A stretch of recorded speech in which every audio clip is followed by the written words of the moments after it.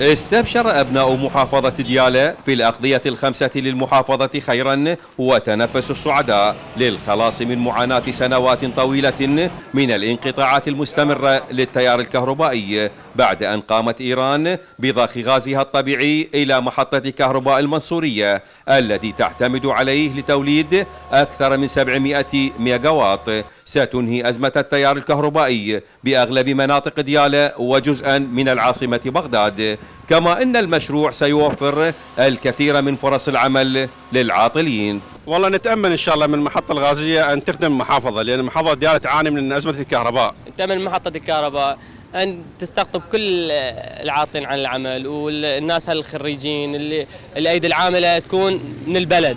المشروع يقع بناحية المنصورية التي تتبع قضاء الخالص، بدأ العمل فيه من قبل شركة فرنسية قبل 5 سنوات ولم يكتمل إلا قبل أيام بعد أن تعرض الأنبوب الناقل للغاز الذي يصل إيران لأعمال تخريبية.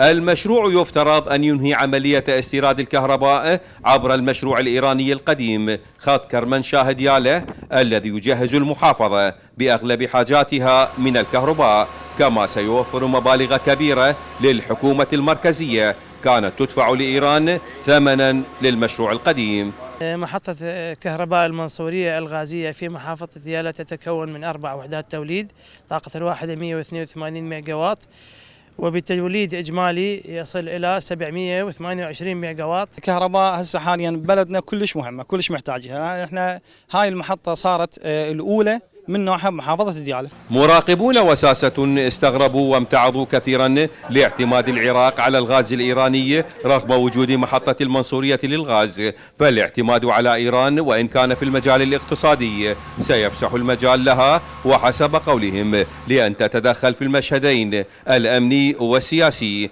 هذه المخاوف قلل من أهميتها نواب عملوا في السلطة التنفيذية سابقا ولم يشاهدوا تدخلات إيرانية حسب قولهم.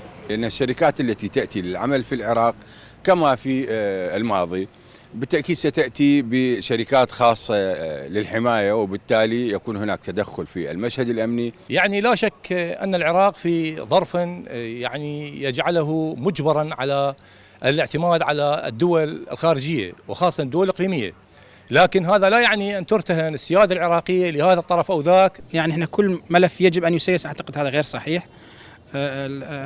يعني التجارة في هذه بصراحة بهذه التصريحات أعتقد غير مجدية، لأنه اليوم المواطن بحاجة إلى خدمات. مكافحة الفساد والاعتماد على الطاقات المحلية والاهتمام بالكفاءات العلمية ستجعل العراق قادرا على إنشاء مشاريع توصف بالحيوية. من مدينة بعقوبة مركز محافظة ديالى، هادي العنبقي، الحرة.